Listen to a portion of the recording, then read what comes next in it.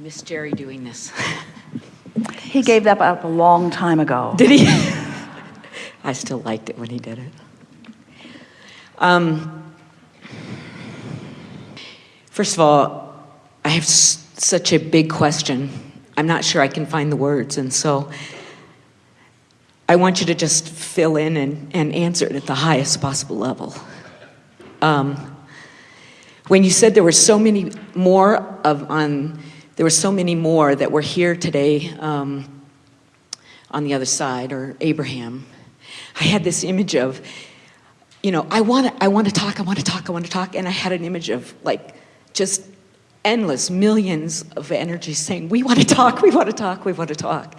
And I have been feeling them wanting to share, wanting me to be on that leading edge. And the work I'm doing, that's happening more and more.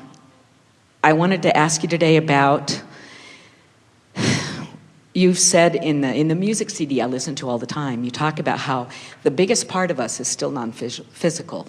And I got this kind of visual of like a V, right? Like greater than symbol or a less than symbol. And it's like the biggest part is out there, and then the middle part, I don't know, it kind of feels like just my body or the housing of that energy, and then the teeniest little point I was kind of interpreting as, I don't know, my spirit or my mind or something, the focus point.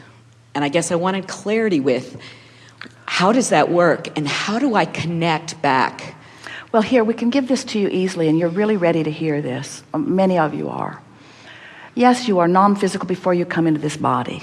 And of course, there is a powerful part of you focused here, exploring and coming to pointed desires and summoning all of this energy forward.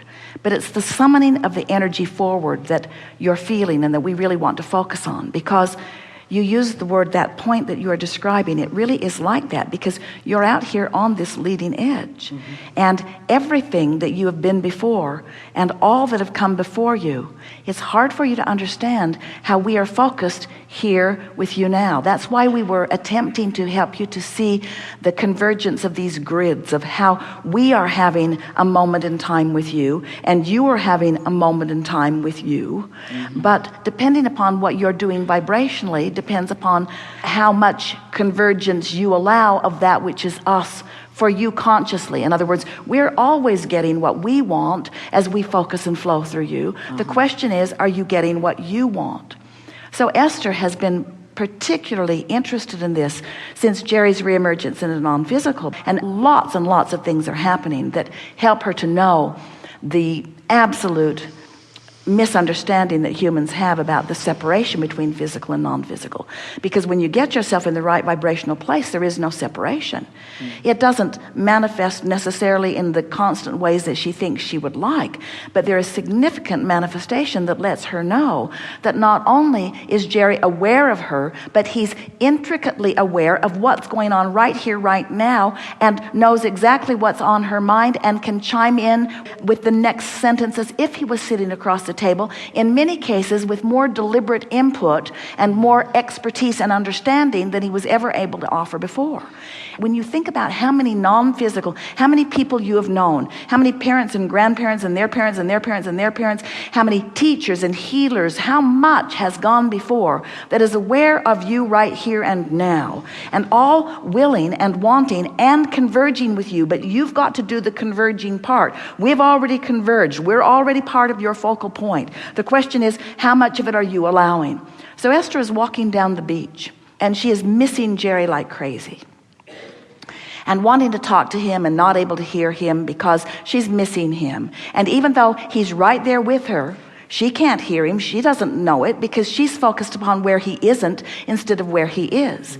So her thoughts were moving about from remembering him walking, remember him holding her hand, remembering him, some unsettling happening here. Even as we bring that consciousness forward, Esther is feeling more of it, all is well. And then she realized that if she would just have her moment on the beach, if she would just be on the beach, if she would just be on the beach and not be on the beach without Jerry. If she would just be on the beach, if she would just be on the beach, looking at the water, feeling the sand, looking at the birds, looking at the sky, suddenly she's not missing Jerry because he's right there with her, in her, looking through her eyes, smelling through her nose. Much more intimate, much more detailed, much more satisfying. When you think about it, you don't have to have a conversation with someone who's in your mind. They know what you know. You see what we're getting at? It's entirely different than people think that it is. And this is what you're feeling. This is what you're beginning to understand. All of this time that Esther's been receiving us, what do you think this is? This is source energy, focused in your moment, knowing who you are, knowing what you want, flowing with you. Esther has a little pin. In fact, friends that she met here in Albuquerque for the first time provided this gesture pin for her. She was telling them that she was walking down the road, and we know we're over time. We know we're over time. All is well. She was walking down the road, and Jerry and Esther were walking down the road, and there was a sign on a farm that said Delmar. His name was Delbert. Her name was Martha. And Esther said, we would be Jester. We'd be Jester. So yesterday, Esther got the impulse to sign some books. The books are here in hardback and soft cover, and the hardback books are so beautiful. Esther was looking through them for the first time in a long time, forgetting how beautifully Hay House has created them. The artistry of the books is just unbelievable. And so she pulled all of the hardback books off. There were a lot of them, and she decided she was going to sign them. And she has always signed Our Love, Jerry and Esther. She always signed for Jerry. She always signed for Jerry. If you have his name signed in your book, Esther was the one that put it there, because Jerry rarely signed a book. Esther always signed for Jerry. Settling. All is well. So, Jerry signed the books. Our Love. And as Esther was watching that ink go on each page, she knew she was not signing for him,